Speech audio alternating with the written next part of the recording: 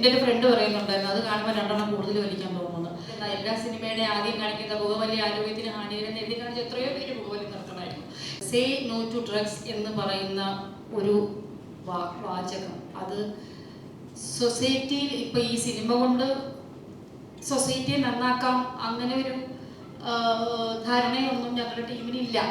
Actually അങ്ങനെ ഇത് cinema കൊണ്ടുകൊണ്ട് എന്തായാലും നന്നാ, അങ്ങനെയാണെങ്കിൽ മറ്റെന്താ എല്ലാ സിനിമയുടെ ആദ്യം കാണിക്കുന്ന പുകവലി ആരോഗ്യത്തിന് ഹാനികരെന്ന് എഴുതി കാണിച്ച എത്രയോ പേര് പുകവലി നിർത്തണമായിരുന്നു.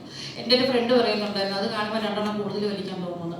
അപ്പം അതുകൊണ്ട് ഞങ്ങൾക്ക് അങ്ങനത്തെ ഒരു എന്താ പറയുക ഒരു ധാരണ അങ്ങനെയല്ല. പക്ഷെ നമ്മളാൽ കഴിയുന്നത് നമ്മൾ സമൂഹത്തിന് ചെയ്യാൻ പറ്റിയാൽ അത്രയും നല്ലതല്ലേ.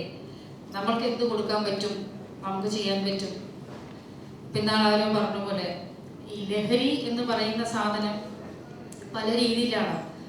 ഇപ്പം മദ്യത്തിൻ്റെ കാര്യം തന്നെ എടുത്തു കഴിഞ്ഞാൽ ഒരാൾ പറയണ്ടായിരുന്നു, മദ്യം കഴിക്കുന്നതിൽ തെറ്റില്ല, പക്ഷെ കഴിക്കാൻ അറിയാവുന്നവനെ കഴിക്കാവൂ എന്ന് പറഞ്ഞ പോലെയാണ്. അപ്പം ഞാൻ പ്രധാനമായിട്ടും ഇതിൽ നമ്മുടെ ഇപ്പോഴത്തെ യുവതലമുറയുടെ പ്രശ്നങ്ങൾ, അതായത് ഡ്രഗ്സുമായിട്ട് ബന്ധപ്പെട്ടിട്ടുള്ള കാര്യങ്ങളൊക്കെ തന്നെയാണ് ഈ സിനിമയിലുള്ളത്.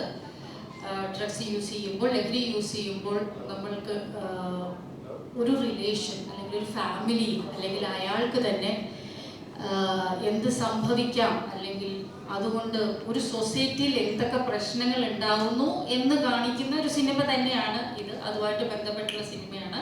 പക്ഷേ ഞാൻ പറഞ്ഞു വന്നത്, അല്ലെങ്കിൽ ഞങ്ങൾ അനൗൺസ് ചെയ്യാൻ ഉദ്ദേശിക്കുന്ന കാര്യങ്ങൾ അതൊന്നുമല്ല. നമ്മൾ ഒരു ഷോർട്ട് ഫിലിം മത്സരം നടത്താൻ തീരുമാനിക്കുകയാണ്.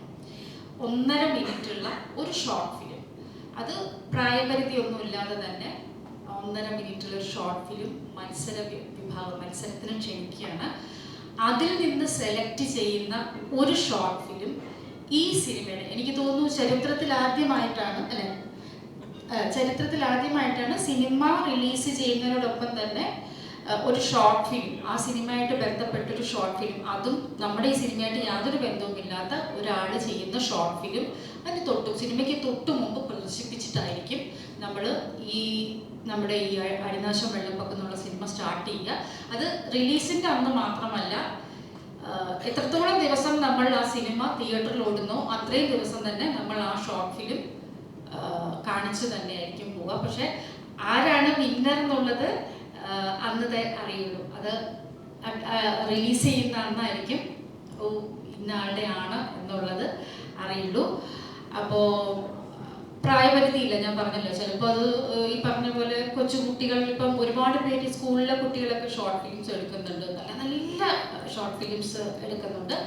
അവർക്ക് ചെയ്യാം, വയസ്സായവർക്ക് ചെയ്യാം, പെൺകുട്ടികൾക്ക് ചെയ്യാം, എല്ലാവർക്കും പ്രായപരിധി ഇല്ലാത്ത ആർക്ക് വേണമെങ്കിലും ചെയ്യാവുന്ന ഒരു short film, say no to drugs, അതുമായിട്ട് ബന്ധപ്പെട്ടിട്ടുള്ള ഒരു 1.5 മിനിറ്റ് കവിയാത്ത ഒരു ഷോർട്ട് ഫിലിം.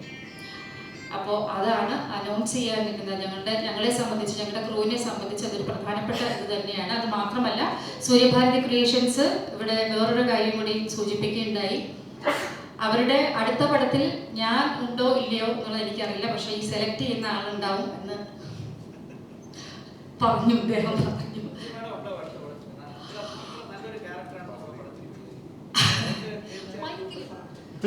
മഞ്ജു മാഡം അടുത്ത നമ്മുടെ പടത്തിലുണ്ടാവും. കാര്യം വളരെ നല്ലൊരു ക്യാരക്ടറാണ് ചെയ്തിരിക്കുന്നത്.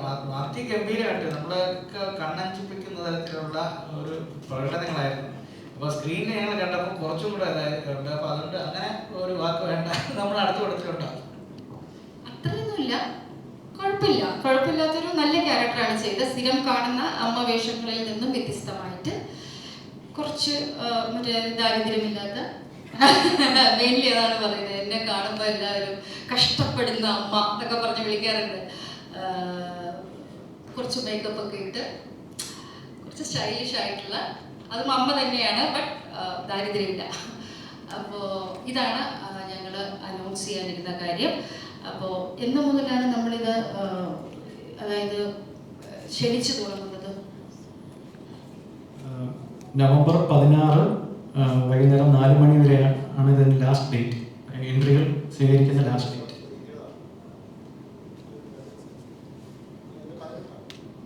നവംബർ 18 നവംബർ 18 വൈകുന്നേരം 4 മണി വരെ.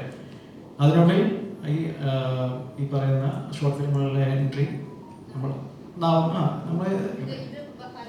ഇതറിയുന്നത് എന്ന് മുതലാണോ? കാരണം ഇപ്പോൾ നമ്മൾ തന്നെ ഇപ്പോൾ പല എന്താ പറയുക 24 hours അല്ലെങ്കിൽ 48 hours ഒക്കെ ഷോർട്ട് ഫിലിം കണ്ടസ്റ്റുകളൊക്കെ പലയിടത്തും നടക്കുന്നുണ്ട്. അപ്പോൾ എന്ന് റിലീസ് ആവുന്നോ അന്ന് മുതൽ നിങ്ങൾക്ക് എൻട്രി അയക്കാം. നവംബർ 18 വൈകുന്നേരം 4 മണി വരെയാണ് ഇതിൻ്റെ ലാസ്റ്റ് ഡേറ്റ്. അതിനുള്ളിൽ ഇത് അയക്കണം. അതെ, അതിനുകൊണ്ട് 4K റെസൊല്യൂഷൻ ഉണ്ടായിരിക്കണം. ഐഫോൺ ആകും, പക്ഷെ 4K റെസൊല്യൂഷൻ കാര്യങ്ങളെല്ലാം ഉണ്ടാകണം. 4K റെസൊല്യൂഷൻ ഉണ്ടായിരിക്കണം. പിന്നെ അതുപോലെ തന്നെ AI ജനറേറ്റഡ് ആയിരിക്കാൻ പാടില്ല. പിന്നെ വേറെ പറഞ്ഞ പോലെ കോപ്പിയും മ്യൂസിക്കോ കാര്യങ്ങളോ ഒന്നും ഉണ്ടാകാൻ പാടില്ല. എല്ലാം ഇൻഡിപെൻഡൻ്റ് ആയിട്ടുള്ള കണ്ടന്റുകളും കാര്യങ്ങളും ആയിരിക്കണം. അത് പ്രത്യേകം